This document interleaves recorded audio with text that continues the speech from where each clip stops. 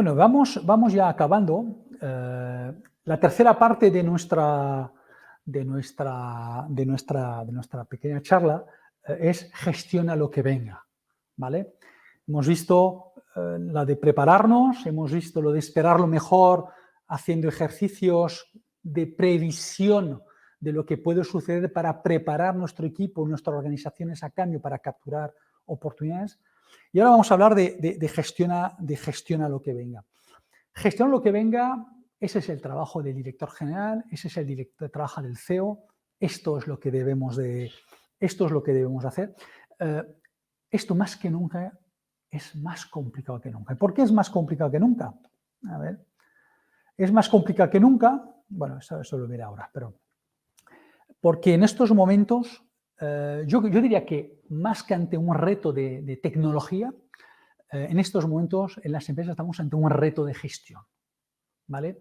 La tecnología es un factor acelerador del cambio, pero realmente el reto en la compañía es gestionar el cambio que supone la adaptación a todos los factores externos que nos están tensionando.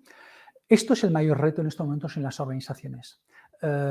La dificultad que tienen compañías a seguir el ritmo está marcado porque precisamente no estamos gestionando todo como deberíamos. Es verdad que nunca vamos a ir tan rápido como va la tecnología, no podemos apostar por todas las tecnologías, no podemos estar en todas las tendencias ESG a la vez, porque la compañía tampoco tiene tantos recursos, pero tenemos que aprender, como os decía cuando hablaba de mapa de riesgos, de hacer apuestas en algunas cosas, e ir firmemente y sobre todo ejecutar con rapidez.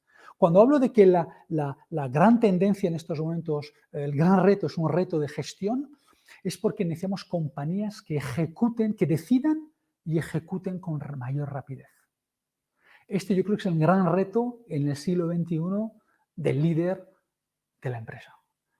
Conseguir que la organización ejecute con rapidez. Y para ejecutar con rapidez tenemos que entender y aceptar por qué hacemos las cosas. ¿Cuál es el sentido que tiene esa decisión? ¿Y qué va a ocurrir si no lo hacemos? O sea, tenemos que empezar a crear ese sentido de urgencia. En algunos casos, el otro día estaba dando una formación en APD y invitamos al director general de una compañía importante de la provincia, una compañía que ha multiplicado por 10 su EBITDA en los últimos 8 años. Y él me decía que él tuvo que crear un sentido de urgencia, a veces casi construyendo sobre la base del miedo, diciendo, nuestro negocio en 10 años va a desaparecer.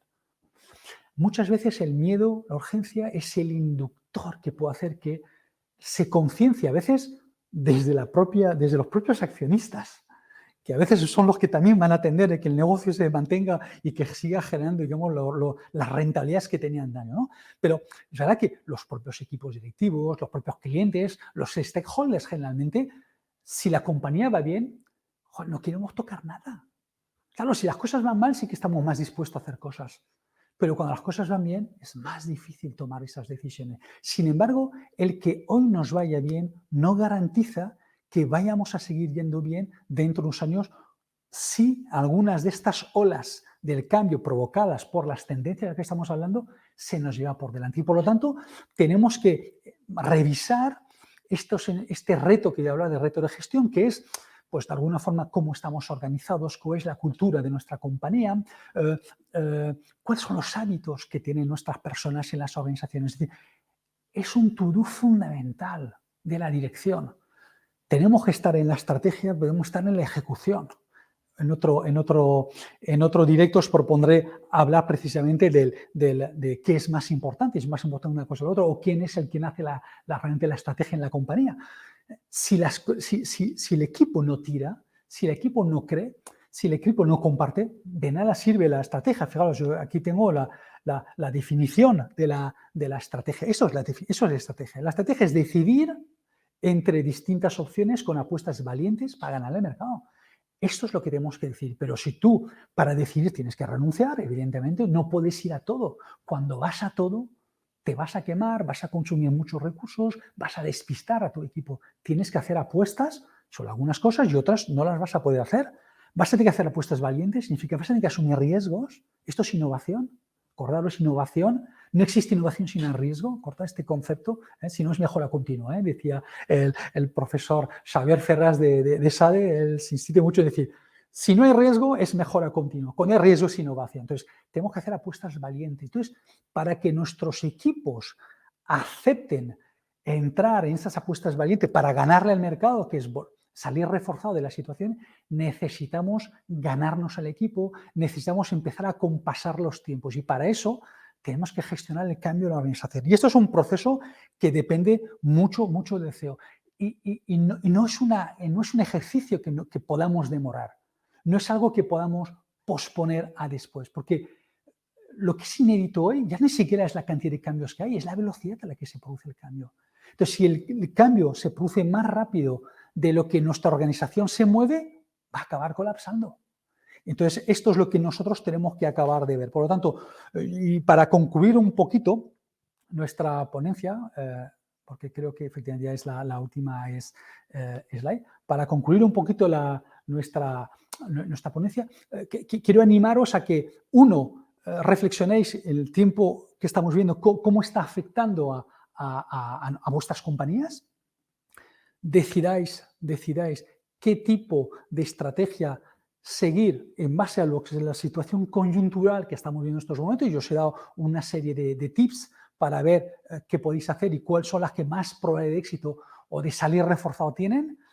No descuidemos en paralelo de atender todo lo que son los cambios más estructurales que se están produciendo, no retrasemos incorporar y dotar nuestras compañías de todos estos recursos que tienen que ver con tecnología para automatizar procesos, para encontrar ventajas competitivas en nuestro modelo de negocio, no solamente para lo que se ve habitualmente, lo que se ve habitualmente, pues procesos de automatización industrial, que para mí, yo entiendo que esos son procesos ya de mejora continua, es decir, que nuestras compañías tienen que estar súper automatizadas, pues desde luego, lo que tenemos que plantearnos es, oye, en nuestro modelo de negocio podemos digitalmente empezar a vender, podemos empezar a producir de forma diferente, ahí es donde tenemos que empezar a iniciar esta reflexión. Y para eso necesitamos un equipo que tenga ganas, de alguna forma, de ser de manera intrépida, pues intentar abordar este tipo de nuevos proyectos, porque si solo vivimos para mantener nuestro core, pues nuestro core lo vamos a mantener,